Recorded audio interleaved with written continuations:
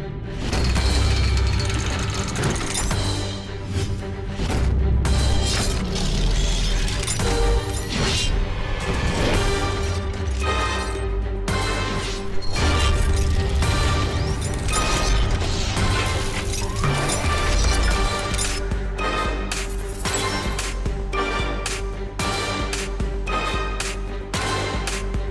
Welcome and अस्सलाम वालेकुम। Career की एक और नई एपिसोड के साथ मैं हूं आपकी मेज़बान ज़ेब रहमान और आज बात करेंगे जनाब एक ऐसे इंटरेस्टिंग टॉपिक के बारे में जो कि आपकी लाइफ में इनफैक्ट आपकी प्रोफेशनल से लेकर पर्सनल लाइफ तक आपको हेल्प करने वाला है। टॉपिक तो बहुत ही मज़ेदार है और कॉमन भी है, लेकिन अनफॉर्चुनेटली ऐसे बहुत सारे लोग हैं जो इस टॉपिक को नज़रअंदाज कर देते हैं, जिसकी वजह से अक्सर उन्हें नाकामी का सामना करना पड़ता है। और एंड कुछ यूँ होता है जनाब कि वो एक दूसरे से इस बात की शिकायत करते नज़र आते हैं कि आखिर इस नाकामी की वजह क्या है। लिहाजा आपको बताते हैं आज इस टॉपिक के बारे में जिसका नाम है कम्युनिकेशन स्किल्स। यूँ तो इंसान के अंदर बहुत सारी स्किल्स मौजूद हैं, लेकिन जब बात की जाती है किसी ऐसी स्किल की जो इंसान की तरक्की का ज़ामिन हो, तो उसमें सबसे ज़्यादा जो फोकस स्किल होती है वो है कम्युनिकेशन, जिसमें एक फॉर्म नेगोशिएशन की भी आती है जिसे हम डिप्लोमेसी भी कहते हैं।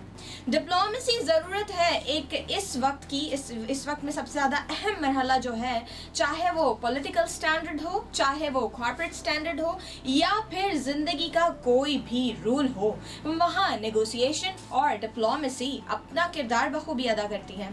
लेकिन ये दोनों की दोनों स्ट्रैटेजीज बेस करती हैं सिर्फ और सिर्फ एक स्किल के ऊपर जिसका नाम है communication. Now, when we are talking about the communication skills, first of all, we gotta know about the main aspect of it. What is the communication skill? Basically, communication is an ongoing process where one of the person is being a sender of any message. For example, if we consider any kind of the words, something what we need to deliver to anybody, we just keep in our mind and encode that entire message in some kind of the statements and word. And one person become the sender. That one person actually say the word and the another person who listen to that word becomes the receiver. So हम कह सकते हैं कि ये एक ऐसा ongoing process है जहाँ जो sender है वो अपनी बात को encode करता है, जबकि receiver बात को सुनने के बाद decode करके एक और नया मैसेज फीडबैक के तौर पर सेंडर की तरफ भेजता है।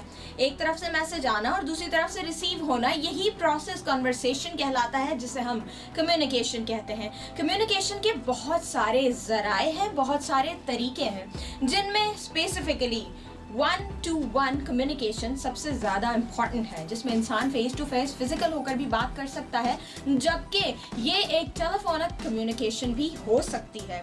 इसके अलावा 1-to-मैस कम्युनिकेशन भी हो सकती है, जहाँ कोई एक इंसान काफ़ी सारे लोगों से खिताब कर सकता है और बहुत सारे लोग उसकी बात को एट अ टाइम सुनकर रिस्पॉन्ड कर सकते हैं। It's not important that response can be directly, but that respond can also be in some other manner, just like the person can also show the non-verbal activities or answers. For example, if I really ignore some kind of thing, then I cannot answer that thing. But if I want to say something like yes, I can only just shake my head in upside down way, just like okay. So these are the ways of communication.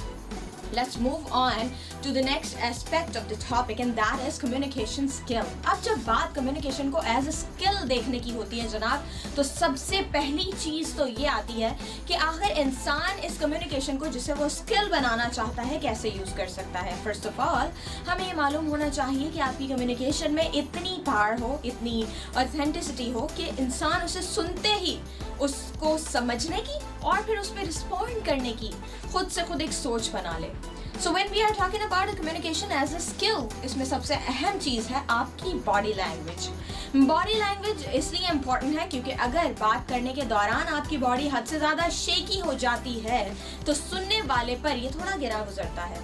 और इसके साथ साथ होता कुछ यूँ है कि सुनने वाला आपकी बात पर पूरी तवज्जो मरकूज नहीं रख पाता, that the listener never focus on your words but definitely get the different kind of aspect by diversification of your body language.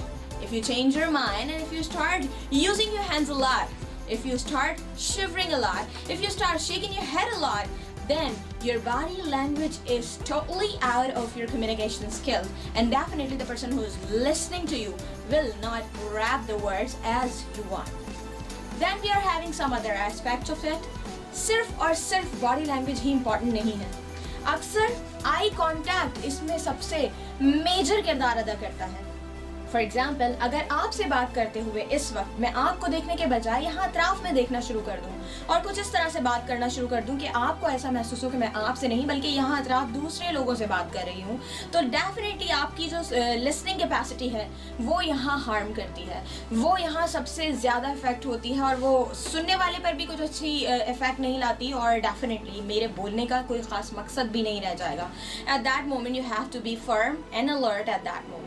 So let's move on to the next aspect of your communication skill. Body language के बाद एक और चीज़ जो बहुत ज़्यादा important है जनाब, उसका नाम है आपके expressions या फिर voice tone.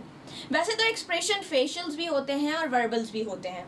बताती चलूँ आपको कि facial expressions आपके face से ताल्लुक़ रखते हैं जिसे हम gesture कहते हैं, लेकिन साथ ही साथ आपके पास हैं verbal expressions जिन्हें हम वर्ड्स कहते हैं, यानी अल्फाज जिनका आप इस्तेमाल करते हैं उन्हें वर्बल एक्सप्रेशन के नाम से याद किया जाता है कम्युनिकेशन की स्ट्रैटेजीज़ में.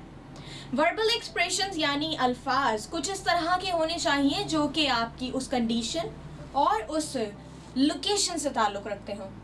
इन that case if I talk about the medical aspect, then अगर हमें थोड़ी बेचैनी फील होती है, अगर हमें थोड़ा सा एक कहते हैं कि हमें अच्छा फील नहीं होता, हमें वॉमिटिंग फील हो रही है, दैन कॉमनली हम कहते हैं we are feeling just vomiting, right. लेकिन जब हम इससे मेडिकल लैंग्वेज में बात करते हैं या मेडिकल लैंग्वेज की टर्म्स इसकी बात करते हैं तो हमारा जो वर्बल एक्सप्रेशन का फिनोमेना होता है वो टोटली चेंज होता है. We use the word like I am feeling nauseated. यहाँ vomiting is alternative of nauseated.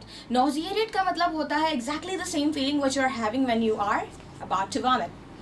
And then if we are talking about some common methods, that is the common word in language. But when we just change it entirely with the scientific language, then we use the word as phenomenon. Now method has changed to phenomenon. यानी किसी बात को legitimate करने के लिए, किसी बात को ऑथेंटिक बनाने के लिए हमें अपने वर्बल एक्सप्रेशन पर इंतहाई ध्यान देना होता है. यहाँ कुछ ऐसे वर्ड्स यूज़ ना किए जाएं जो कि आपकी ऑडियंस के लिए नए हों या उन्हें समझने में दिक्कत महसूस हो. अक्सर ऐसा होता है कि अगर हमारी ऑडियंस इन वर्ड्स से पूरी तरह से वाकिफ़ नहीं होती तो हमारी बात का कुछ ख़ास असर उनके जहनों पर नहीं पड़ता, क्योंकि हम जानते हैं कि हमारे अल्फाज उन्हें समझ नहीं आते. लिहाजा अपनी ऑडियंस के साथ हाइपोथेटिकल वर्डिंग यूज़ करने के बजाय अगर हम कुछ कॉमन वर्डिंग यूज़ करें जिससे हमारा मैसेज आसानी से डिकोड हो सके तो हमारे लिए भी बेहतर है और हमारी कम्युनिकेशन के लिए भी. Then there is a major aspect of voice tone. Voice tone यानी आपकी आवाज़ और जो ज़बान आप जो इस्तेमाल कर रहे हैं उसमें आपका जो expression है वो कैसा होना चाहिए. Now there are many different aspects of voice tone if the people who are using some expression of answering. Like if I really like something, I will say I like it. But if I really don't like it, so I will say I don't like it. Have you ever gone through some things like when you don't like but you say I really don't like it? हम कभी भी खुशी के साथ बुरे expression का इस्तेमाल नहीं कर सकते और ना ही हम अफसरदा होते हुए एक्साइटमेंट का इजहार कर सकते हैं. लेट्स जस्ट कंसीडर कि आप किसी भी रास्ते से गुजर रहे हैं और अचानक से आपके हाथ से आपका मोबाइल फ़ोन गिर जाता है, जो आप घर जाकर देखते हैं कि आपने अपना मोबाइल फ़ोन जो है वो खो दिया है. एट दैट मोमेंट क्या आप खुशी से अपने घर वालों को बता सकते हैं कि मैंने अपना फ़ोन खो दिया? जस्ट कंसीडर, आप घर वालों को कैसे बताओगे? आपको पता है आज मैंने अपना फ़ोन खो दिया है? No, you will say like unfortunately I have lost my phone. मुझसे मेरा फ़ोन खो गया है. इसका मतलब यह है कि आपकी वॉइस टोन जो कि नॉर्मल होनी चाहिए, आपकी पिच ऑफ वॉइस, आपकी फ्रीक्वेंसी जो कि ऑडिबल होनी चाहिए, अंडरस्टैंडेबल होनी चाहिए, ये बहुत मैटर करता है आपकी कम्युनिकेशन के अंदर. अगर आपकी कम्युनिकेशन में एक्सप्रेशंस अच्छे नहीं है, वर्बल एक्सप्रेशंस अच्छे नहीं हैं, and the last but not least आपकी वॉइस टोन आपके साथ कंसीडरिंग नहीं है, कोलाइड नहीं है, इसका मतलब ये है कि आपकी कम्युनिकेशन फेल हो गई है. लिहाजा जब भी आप किसी से बात करें, so just consider that you are having a good verbal expression with voice tone. And the next strategy, what I am going to share with you, after the body language and expressions and voice tone, there is one thing that is also very important. That's how you use the correct pronunciation. Is exactly matter. कभी कभी ऐसा होता है कि हम कुछ नए अल्फाज सीखते हैं और उन कुछ नए अल्फाजों को जो हम सीखते हैं उन अल्फाज को जो है डिलीवर करते हुए हमारा जो प्रोनाउंसिएशन होता है वो चेंज हो जाता है। So that's again a bad thing. Like सुनने वाले पर इसकी डेफिनेटली कोई अच्छा इफेक्ट नहीं जाता। So you need to be very careful when you are using some wide words, some new words, you have to know about the meanings of that. Like for example, there was just a question like last time जब मैं एक training के दौरान अपना message deliver कर रही थी, so I found someone और मैंने उनसे कॉमन सा सवाल पूछा। इस वक्त हमारे यहाँ not in Pakistan, even entire world, international language English language पाई जाती है और यहाँ लोगों की जो जहानत है उसका मयार है इंग्लिश लैंग्वेज का अच्छी तरह से बोले जाना। लेकिन यहाँ सवाल एक ऐसा उठा जब मैंने एक आम सा वर्ड, एक बहुत ही कॉमन सा वर्ड जो हम रोज़ उर्दू में इस्तेमाल करते हैं जनाब, जिसका नाम है या जिसको हम कहते हैं निवाला। मैंने एक कैंडिडेट से पूछा कि ओके अगर आप इतनी अच्छी इंग्लिश आपको लगता है कि इंग्लिश बहुत इंपॉर्टेंट है, आप मुझे ये बताइए कि निवाले को इंग्लिश में क्या कहते हैं। And then that person answered me. It's so common, I can answer. So I asked, okay fine, आप मुझे आंसर कीजिए। तो उन्होंने जो मुझे आंसर दिया that was निवाले को इंग्लिश में बाइट कहते हैं। Now I went to think, bite is actually not a noun. It's a verb. Bite का मतलब होता है काटना। So consider, हम किसी से कहते हैं एक बाइट ले लो, so हम क्या कहते हैं एक काट लो। It's totally wrong, क्योंकि हमें नहीं पता कि actual word क्या है।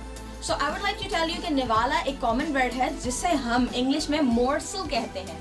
MORSEL, मोर्सल एक ऐसा वर्ड है जिसे हम इंग्लिश में निवाला, या इस तरह से कह सकते हैं कि आप किसी से पूछें कि एक निवाला खा लो, so हम कहते हैं बाइट अ मोर्सल, जो कि एक करेक्ट फ्रेज है।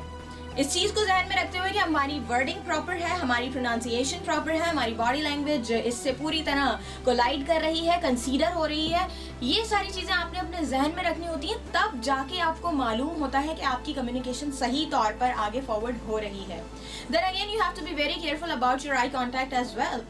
Definitely your personality differs if you don't have a good eye contact and if you don't have somebody who's interacting with your speaking.